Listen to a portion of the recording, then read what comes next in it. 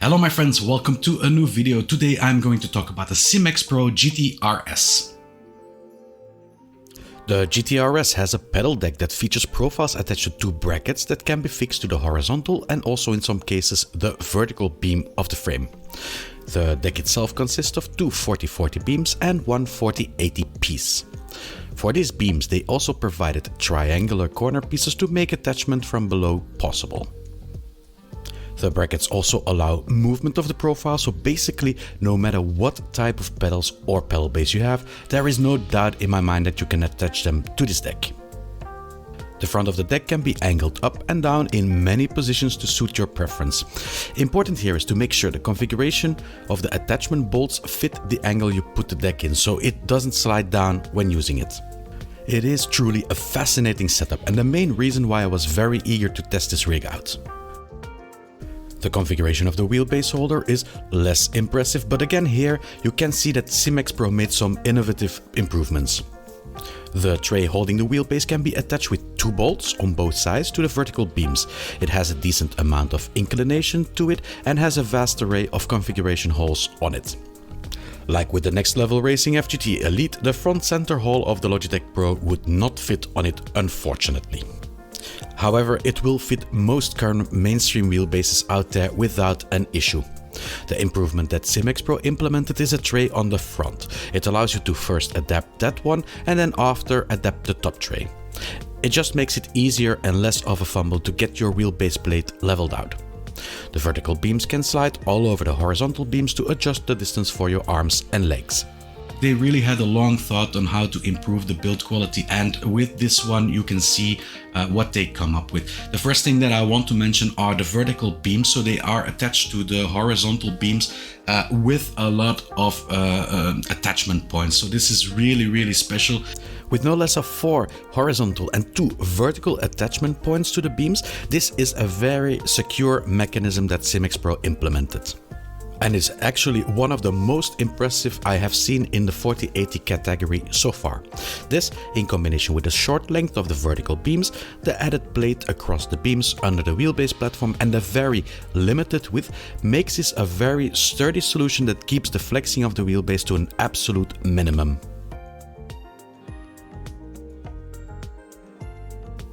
The pedal deck is very solid too because of the use of the profile beams and brackets. There are just plenty of slots in the brackets for attachment, allowing you to attach it even with 2x4 bolts to the rest of the frame via one of the available slots. You can also just turn around the brackets to position the pedals higher. Again, I have not seen this design before on any rig, and this just shows how much thought SimXpro put into this. It's good to see a company daring to innovate in this matter and not ask a premium price for it. The aluminium profiles that SimXpro uses have a nice and thick core, so there has been no skimping there. What I do find, however, a bit less is that it scratches very easily when configuring. The paint looks very thick, but still it scratches easily because there is too much friction when gliding the pieces over each other. So they don't deliver any building instructions in the box, which is a bit of a shame at one point, but they do have a very good explained YouTube video on their channel, which you can use to build the rig. I found the build itself to be very easy, straightforward. I didn't have any issues. I did it all by myself, so I didn't need any support of anyone. So also for building instructions, a very thumbs up for SimXpro. Features is a very important aspect for this rig, because if you look at the rigs today around this price category, you mostly get a very bare bone rig. It's a bit different, I think, for the SimXpro.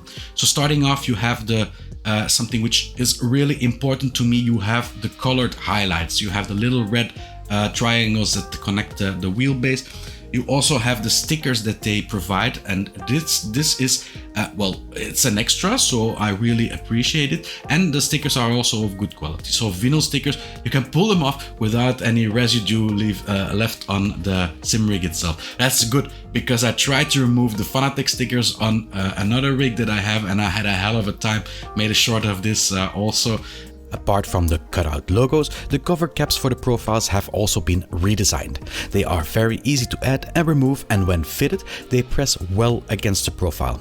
A last feature would be the 4080 beam you get as a shifter holder. When it comes to options, you have the options specific for the GT-RS that are available, with the dust covers as my absolute favorite among them. Unfortunately, they were not available at the moment I ordered the GT-RS, but I would really recommend buying those as it keeps a lot of the dust away. Because the rig uses standard 4080 aluminum profiles, you can also use all the other options that you can get for this type. When it comes to seats, SimXpro doesn't offer a reclining seat, and that is a bit of a shame for me personally. Also, in my opinion, a bit of a cheaper, a GT Omega RS9 type seat would be nice to see in the shop too. But it seems to be very difficult to find one to offer for a good price and somewhat of a decent quality according to SimXpro. So when I ordered it, it came in a box, and this is the box. So it is a very how should I put it, small box, and I was really surprised because I thought they made a mistake, that I was missing some parts, but when I opened it, well, it turned out that everything was in there. So very nice that they managed to put it all in such a small box. It's better for the environment, it's better for you, for your wallet, because shipping costs will go down. So I really appreciate from them that they made a package this small. It's just fantastic.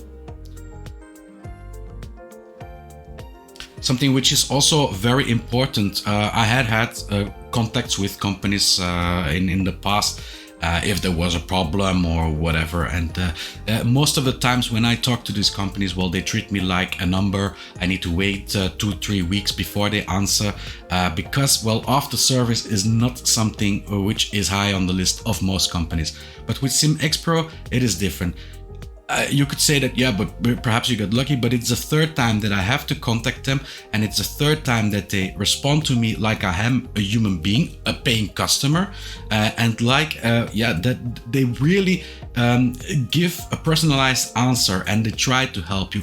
And the reason why I highlight this, because nowadays you have a lot of companies that get a lot of criticism for the way that they treat their after sales. But for SimXpro, I just wanted to highlight this really good after service. And Frank, thank you very much. Shout out to you for this brilliant service that you offered me.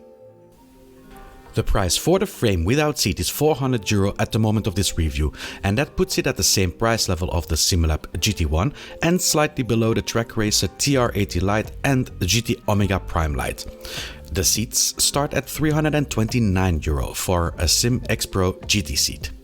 So negative things about this sim rig, well, there are two things that spring to mind. So because the base profiles are relatively short, if you have seat sliders and you put your seat all the way back, you are able to tilt over if you have some wheels under it. So another thing that I noticed was the length of the vertical beams. It is a bit too short for my usage, and I will explain why. Normally I have my Camo C12 which I use for stress testing, and the Camo C12 is a base that comes really low. So you have the attachment beams of the thing, and it comes in the center of the steering wheel, which makes it sit very low if you can put it onto a base. And this was a problem with the height of the wheelbase holder here. So even at maximum height with the Camos, it just came too low. As a conclusion, I would say that the GT-RS has taken entry-level rigs to a next level. It seems like they have been listening to the community very well when they designed this rig. The normal topics like sturdiness and configurability were reviewed and innovated in such a way that they really can trump the competition with what they offer at the moment. But they didn't stop there. There was a thorough optimization when it came to the usage of materials for the GT-RS 2.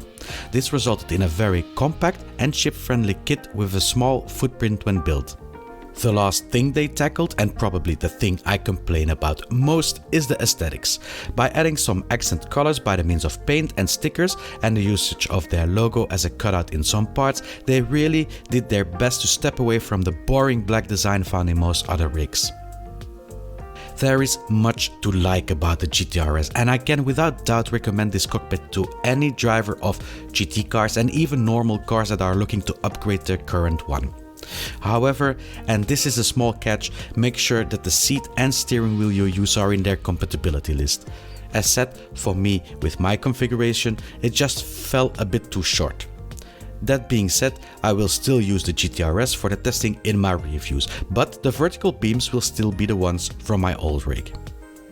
As always, if you would buy this rig new, don't forget to buy via an affiliate link. The content creators out there are very grateful for it. Thank you all for watching. I hope you had something from this video. Please leave a like if you did. Subscribe if you want to see more videos, and I will see you all in the next one. Bye bye.